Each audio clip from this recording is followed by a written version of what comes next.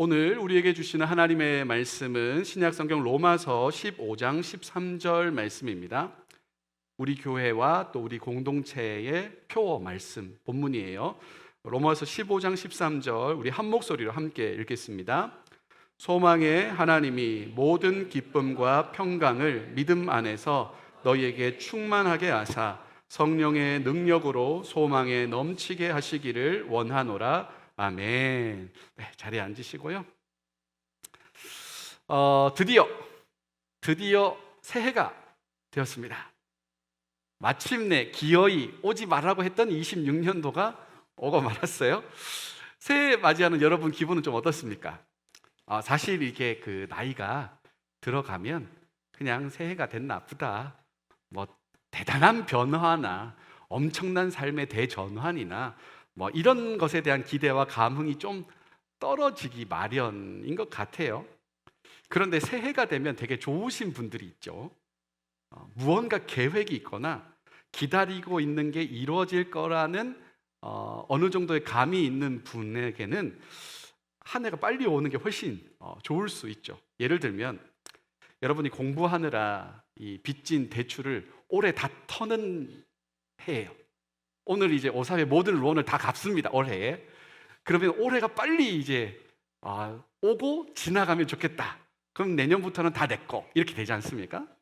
혹은 결혼을 앞둔 청년이 있어요. 올해 꽤나 커플이, 제가 손꼽아도 한 4-5 커플은 되는 것 같은데, 예정인 분들이, 결혼 예정이신 분들은 올해가 이제 맞이하는 게 드디어 나 이제 결혼함, 이런 기대감 때문에 또 새해가 오는 것을 좋아할 수도 있죠.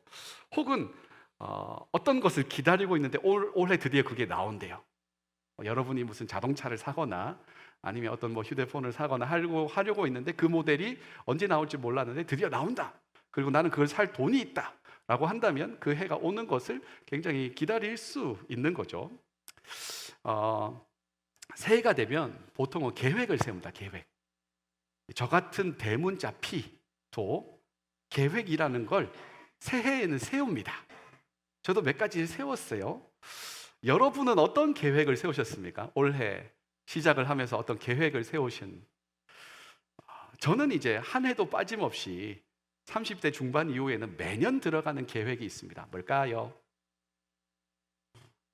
그렇죠. 이 다이어트. 네. 정말로 올해는 성공합니다. 아멘. 같이 빼자. 제 목표는 10kg. 여러분,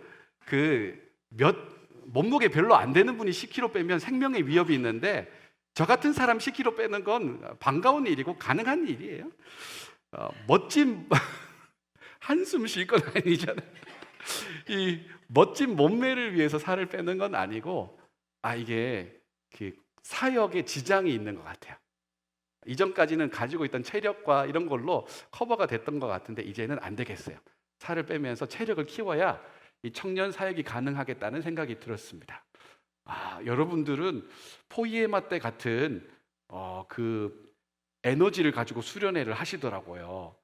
밤에 안 주무세요? 그 밤에 저는 장작 몇 개 떼놓고 노곤해가지고 빨리 들어가서 자고 싶다라는 생각이 들었는데, 옹기종기 모여가지고 끊임없는 수다를 떠시는 걸 보면서 정말 아직까지 청년이다라는 생각을 하면서 이분들에게 내가 페이스를 같이 맞추려면 살을 빼야 되는구나 라는 생각을 했습니다.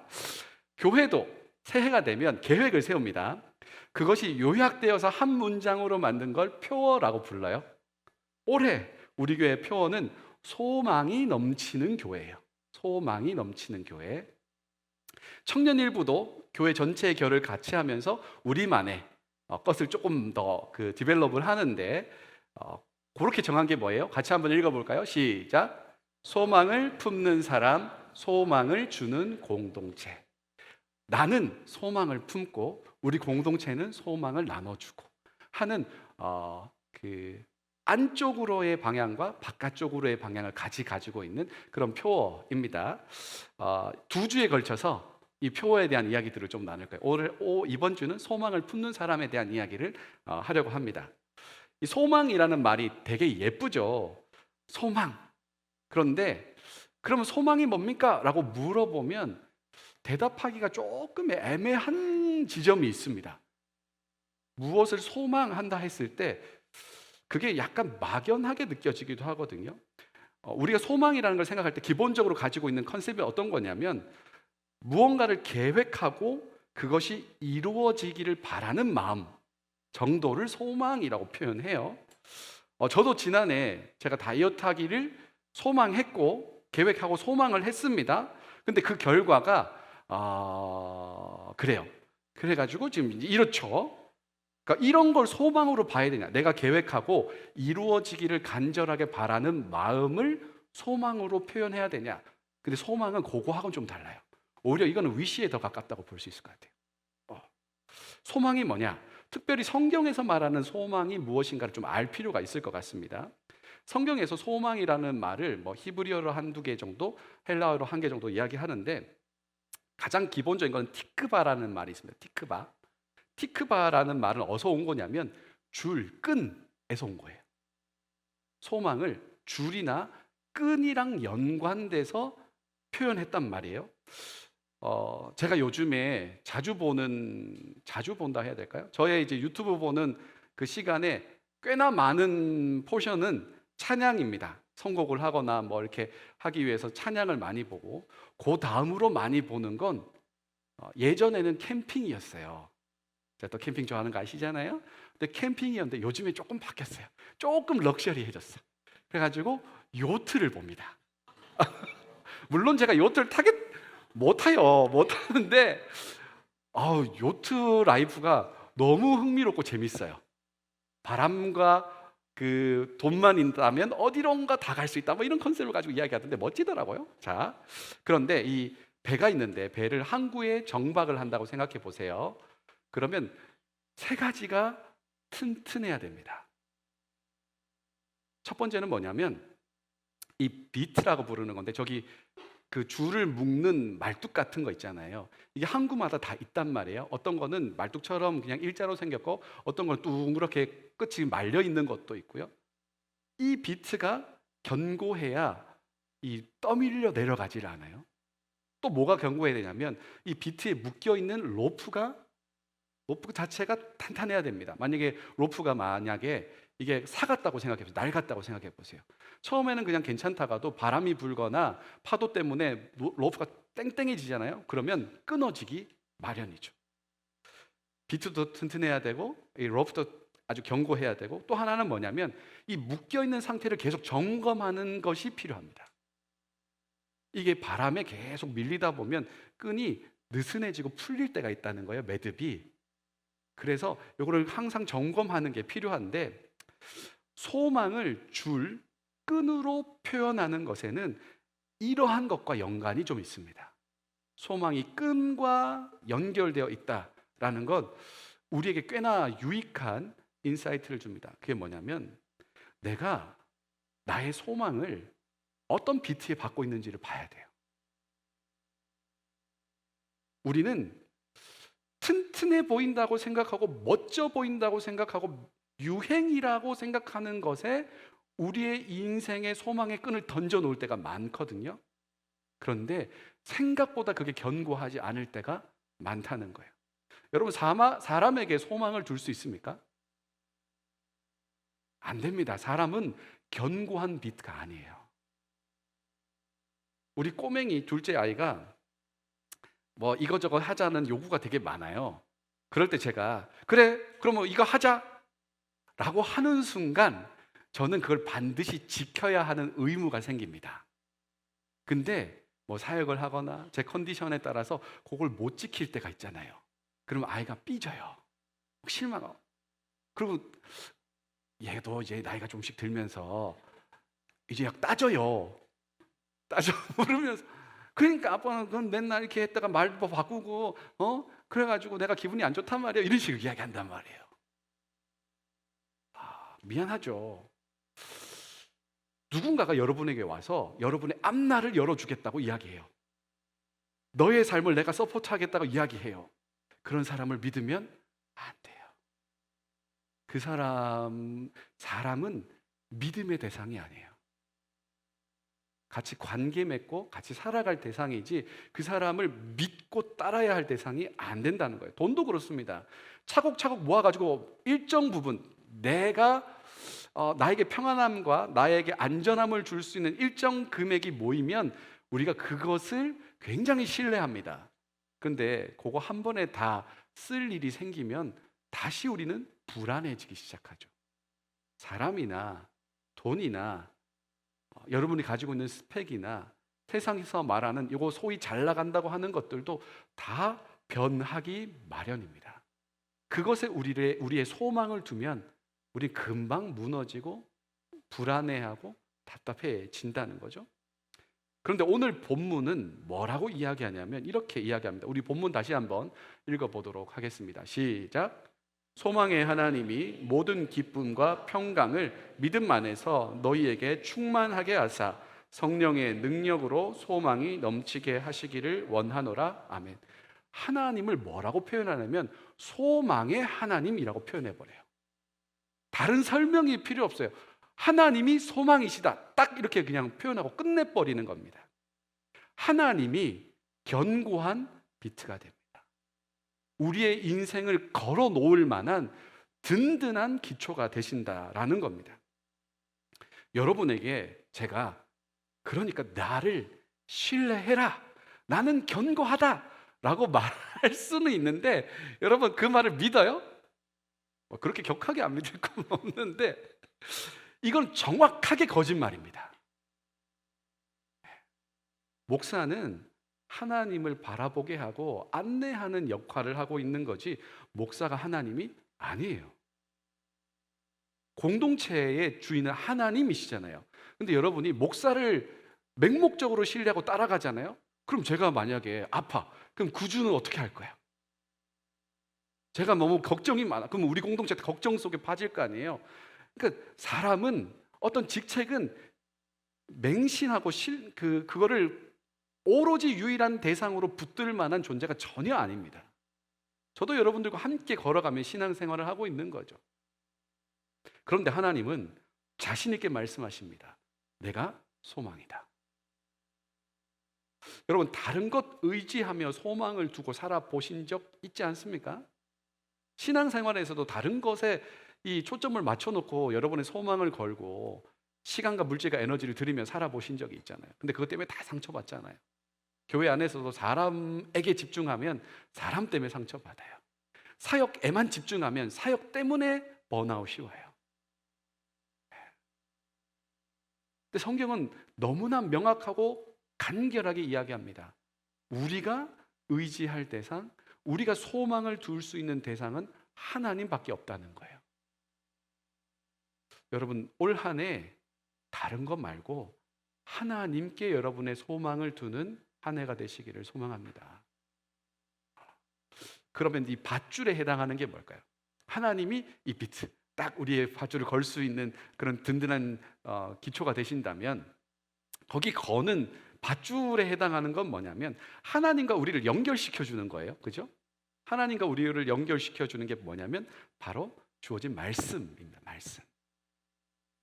하나님을 열정적으로 찬양할 수 있어요. 온 힘을 다해 사역할 수 있습니다. 그런데 나에게서부터 시작되는 것들은 결국에는 다 흔들리고 무너지고 나 때문에 망가질 수 있는 것들이에요.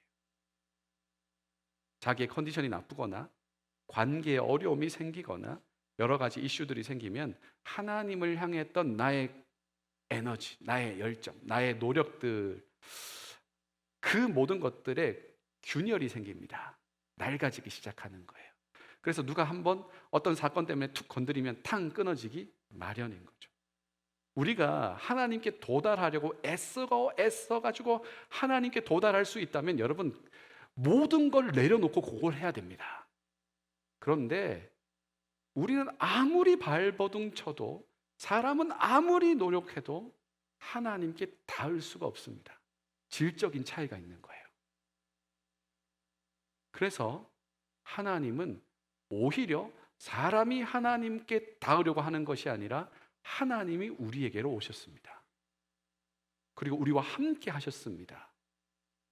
우리의 숨 쉬는 것, 우리가 행동하는 것, 우리가 아파하는 것, 우리가 갈망하고 욕망하는 것, 하나님은 이 땅에서 다 몸소 경험하신 분이십니다. 하나님이 우리에게 다가오시는 방법, 가장 좋은 방법, 가장 건강한 방법이 뭐예요?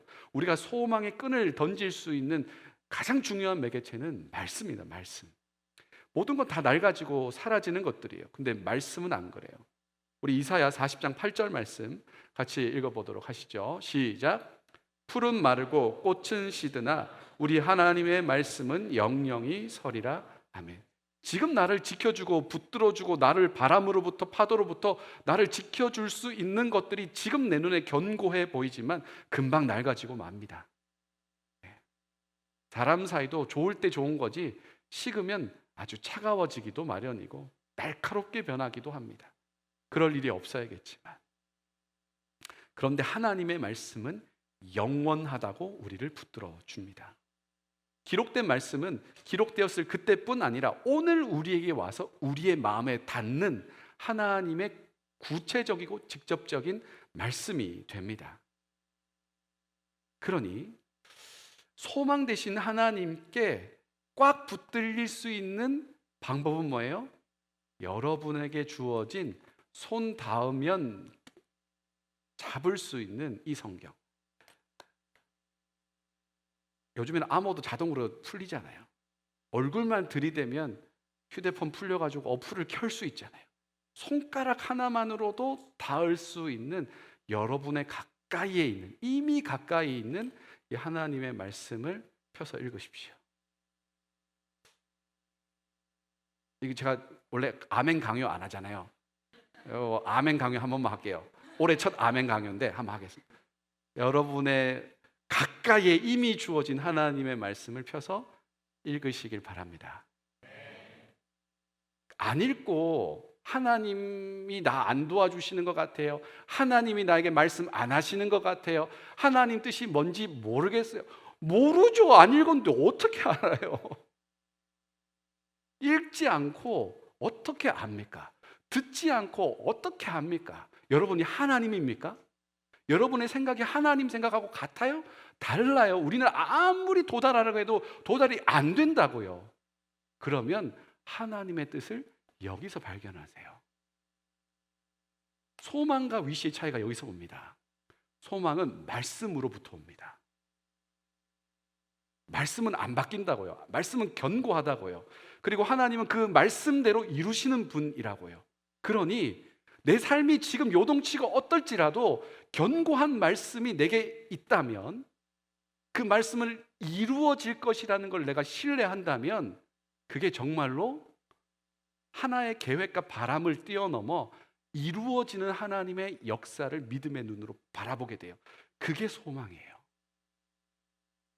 매력적이고 멋진 게 소망이 아니고, 여러분이 매년 계획하고 실패하는 그게 소망이 아니고, 우리에게 주어지는 말씀, 그 말씀을 붙들고 바라보는 게 소망인 겁니다. 그때 비로소 하나님이 얼마나 크고 위대하신지가 보여요. 그 하나님이 얼마나 견고하시고 우리의 삶을 꽉 붙들고 계신지가 그때 보인다고. 안 보는데 어떻게 보입니까? 너무 세게 얘기했죠? 자, 지난해 연말쯤에 제가 좀 충격을 많이 받았어요. 전혀 안 그럴 것 같은 사람이 성격을 많이 받더라고. 통독했는 거 캡처를 해가지고 자랑스럽게 인스타에 이렇게 좀 올리셨어요. 물론 제가 이제 좋아요도 눌렀어요. 누르면서 어떤 생각을 했냐면, 역시 보이지 않는 곳에서 성실하게 묵묵하게 읽어나가는 지체들이 있구나. 그거 보면서 제가 무슨 생각을 했냐면, 우리 공동체는 소망이 있다고 생각했어요. 읽은 사람이 지금 아멘 한 건가? 소망이 있는 공동체는 어떤 공동체냐면 말씀이 귀한 줄 알아요. 말씀 따라 움직이려고 애쓰는 거예요. 말씀 따라 선택하려고 애쓰는 거예요. 말씀 없이 막 움직이잖아요. 탈이 납니다. 관계 탈이 나든 개인의 신앙의 문제가 번아웃이 오든 말씀 없이 움직이는 사람의 특징은 굉장히 요란하고 거창한데 끝이 없어요. 열매가 없는 거예요. 왜요? 말씀이 열매를 맺거든요.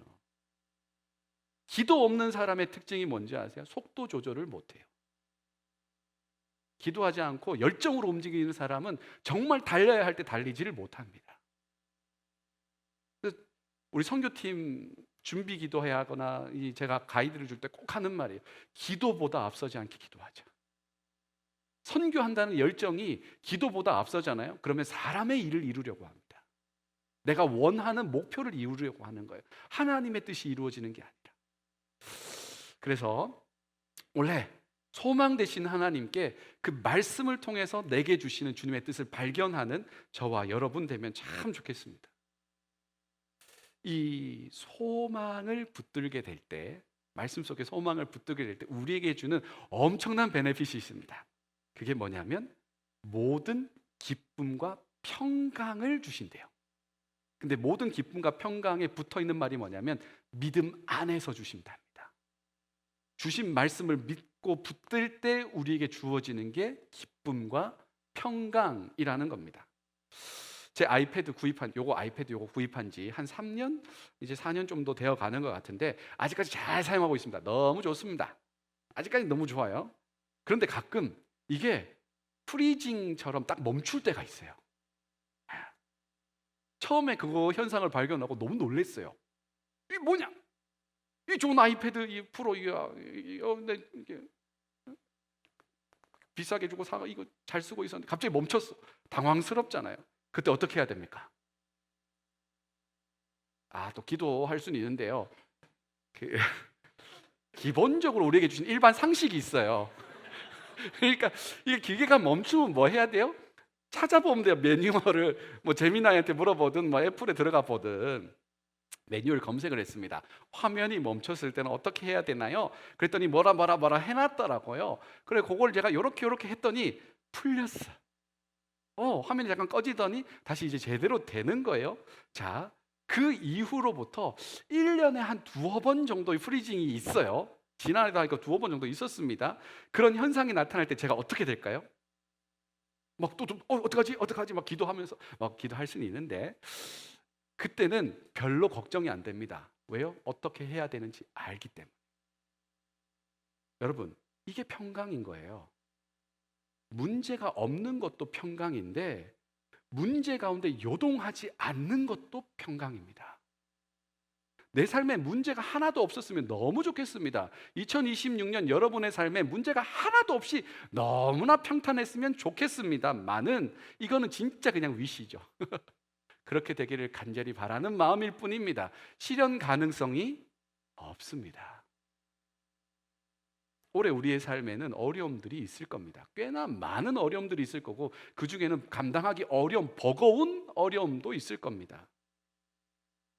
그런데 그때 주님의 말씀이 우리를 탁 붙잡고 있다면 내가 너를 안다. 나는 너의 하나님이다. 놀라지 말라, 두려워하지 말라. 나는 내 하나님이 됨이라. 네가 불 가운데 지날 때라도, 네가 물 가운데 있을지라도 내가 너를 붙들겠다 하신 주님의 말씀이 있으면 문제가 나를 막 떠미는데도 불구하고 평강할 수 있습니다. 왜요? 하나님이 함께 하신다는 걸 내가 말씀을 통해 확인했기 때문에 그렇습니다. 그러면 그 문제를 두려움의 대상으로 보지 않고 하나님과 함께 해결할 그냥 하나의 이슈 정도로만 끝나는 거예요. 그것이 나를 덮치는 게 아니라 내가 이제는 그 문제 가운데로 성큼성큼 다가가는 거예요. 근데 혼자 가는 거 아니잖아요. 하나님이 함께 하시는 거잖아요. 이러한 견고한 평강이 주어지는 거예요. 이런 경험이 쌓이잖아요. 그제서부터 뭉근하게 올라오는 게 바로 기쁨이라는 겁니다. 이 대강절에 나누었던 기쁨에 대한 이야기, 존재의 기쁨. 와, 내가 이런 나에게도 하나님이 함께하고 계신다는 걸 확인할 때 있는 기쁨이 있는 거예요.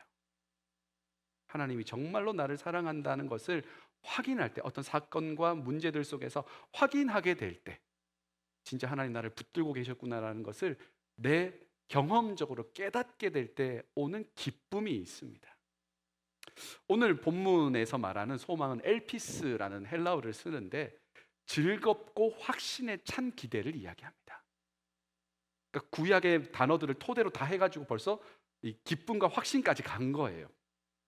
하나님이 함께 하시기에, 나를 붙들고 계시기에 견고한 그 하나님의 말씀으로 나를 인도해 주실 것을 믿기 때문에 평강과 기쁨 가운데서 그 하나님을 바라보는 것, 그것을 우리는 소망이라고 부릅니다. 우리 하나님은 소망의 하나님이십니다. 내 꿈과 계획을 이루어주는 선물 상자가 아니라 나를 향한 하나님의 뜻을 가지고 나를 인도해 가시는 분이십니다. 어떠한 상황 가운데서도 나를 포기하지 않고 나를 붙들고 지키시고 인도해 주실 능력의 주님이십니다. 그리고 그 하나님은 우리를 너무너무 많이 사랑하는 분이에요. 여러분이 어떤 상태에 놓였든지 간에 어떤 상황에 처하든지 간에 하나님의 사랑에서 끊을 수 없습니다. 모두가 다 나를 떠나도 하나님은 계십니다. 모두가 다 안 된다고 하는 그 상황에도 하나님은 함께 하자고 말씀하시는 분이십니다.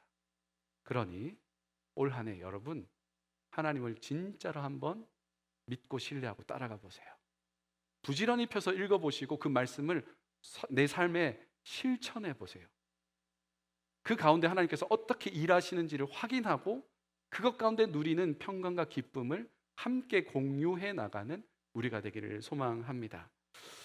매일매일 말씀을 가까이 하시고 매주 함께 모였을 때 내가 믿음 가운데 잘 묶여있나를 점검해 보시면 좋겠어요. 여러분 자신을 너무 신뢰하지 마세요. 너무 잘하고 있을 거라고 스스로를 너무 신뢰하지 마시고 꼼꼼하게 점검해 보세요. 내가 잘하고 있는지, 내가 하나님과 더 가까이 있으려고 애쓰고 있는지를 좀 서로 점검해 보는 거예요. 매주일 그걸 확인하면서 우리의 삶을 그렇게 하나님께로 점점 묶어나가는 저와 여러분 되면 좋겠습니다. 이 항구에 묶어놓은 이 밧줄은 평상시에는 그렇게 효과를 알 수가 없습니다. 언제 효과가 나타나요? 진짜 바람이 불고 파도가 쳐서 줄이 땡땡해졌을 때, 거기 텐션이 엄청 걸릴 때, 그때 버틸 수 있는 로프를 가진 사람이 승리합니다. 평상시에는 다 괜찮아 보여요.